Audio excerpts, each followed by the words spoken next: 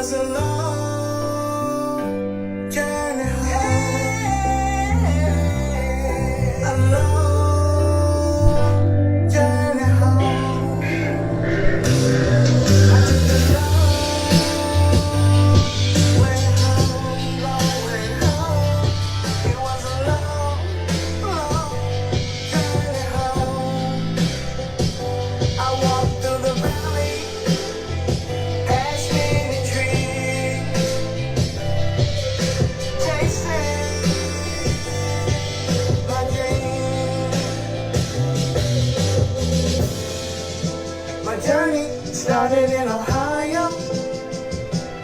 It was 1999, I do believe. Standing at a crossroad, do I go to Chicago? Or is Atlanta where I'm supposed to be? I wanted to see past the trees and over the mountains, yeah. I wanted to follow my dreams. So I took the long way home. It was a long, long journey home. I walked through the valley, past many trees, chasing my dreams. It was a long, long journey home. A long, long journey home. I walked through the wilderness, had many tests, learned many lessons, yeah. I refused to take any shortcuts that might have shortened my journey. So I took a step of faith and went to a city I've never been. The journey took 20 years, yeah.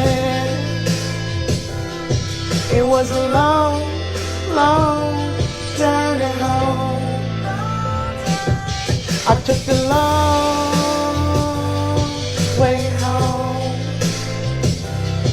It was a long, long journey home. I fought many battles, cried many tears, chasing my dreams. I asked God many times, did I make my journey last too long? He said he was there every step of the way, and my journey, it had to take that long.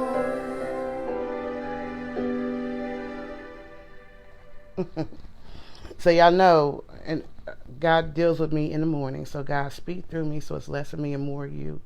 Let me say what you want me to say and not what I think I'm supposed to say. And let those who are supposed to hear, hear. Let those who are supposed to see it, and speak to them in a way that they know it's your voice and not just me.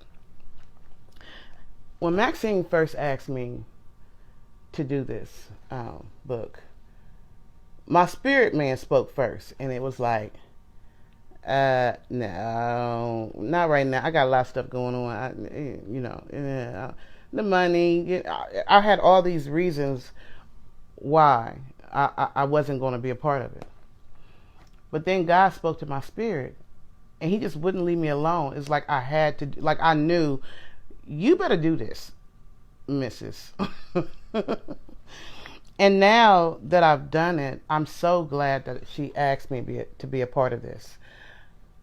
The testimonies in this book are an example of what happens when you stay the course.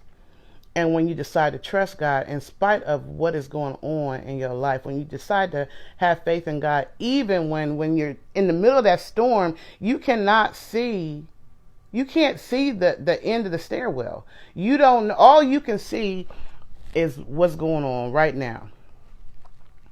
When I started my journey, and I wrote that song, Long Journey Home, because it was the finale, the ending finale of a 20-year journey that God took me on. When I first left Columbus, I was pregnant with Isaiah. And I had never left home by myself. Like, I had left, went to the military. I left and went to college. You know what I'm saying? But those are things that they were still taking care of me. You know, I didn't have to worry about how I was going to eat, where I was going to sleep, nothing like that, because all that was taken care of. But I had never left on my own. So I remember there was this ministry that used to write to me, St. Matthew's Publishing, and probably some of y'all have gotten letters from them. So I got that letter, and it started talking about faith. In that year, I had got baptized in 96. And for some reason, the word faith just stuck out to me, because I wanted to understand, what is this thing called faith? You know, I'm a new Christian. I had been baptized when I was young, but, you know, being baptized again when you're an adult, at that point, you kind of like understanding more or questioning more what made you decide to do it. So anyway, I was starting to learn about this word called faith, and I wanted to understand, you know what I'm saying? And so I started really praying about that particular word. That word stuck out to me more than anything. And I wanted to understand. I'm like, okay, if this Bible is true, if this word is true, if this is true, then this faith thing, is it real? Like, I want to know if it's real. And it was at that point that I started praying and asking God to show me faith. I wanted to understand it. Marriage had crumbled, all that kind of stuff. And right before I made the decision to leave Columbus, I wrote to that St. Matthew's Publishing, and I wrote my prayers down, and I sealed the envelope. And on my way out of town, I stopped at a post office, and I said, okay, God, you took this word faith. Since I want to understand it, I'm going to put you to the test. I stuck that envelope in the mailbox and went on a journey that ended up taking me from state to state to state over the course of 20 years. Not all those years was easy. I'll tell you that. Whew, baby. It was a long journey, but it was necessary. I understand now at 52 why it was necessary for me to take that journey at 31. You know what I'm saying? I learned so much during that time, and I truly began to understand what faith was about. I understood then. I did so many things that I would have never done if I'd have never went. It was so much, you know. And so I understood that God was formulating a testimony within me over that journey. There was few times that I almost quit. Few times I came back home, went back again, came back home, went back again. I did that over the course of 20 years. But something would not let me quit. It's like I knew I had to see this journey through to completion. I had to stay the course, you know. And the one thing that God showed me was, when he wants you to do something, he's going to have you step out of your comfort zone. It's not going to be something that you can do easily, because if you can do it too easily, then you don't need faith. What do you need faith for? You can just do it because you feel like that's all you. But when you step out on a spiritual cliff and you say, okay, God, I'm about to jump on this spiritual cliff, not a literal cliff, but a spiritual cliff. I'm about to jump. If your word is true, that means you're going to catch me, right? I jumped off a cliff when I left Columbus, pregnant, not knowing what was what.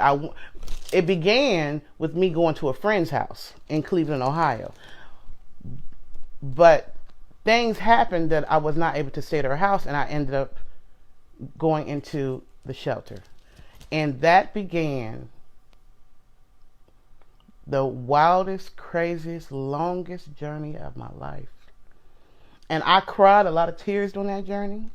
I felt like I failed a lot during that journey. Fell a lot, stood back up, fell a lot, stood back up.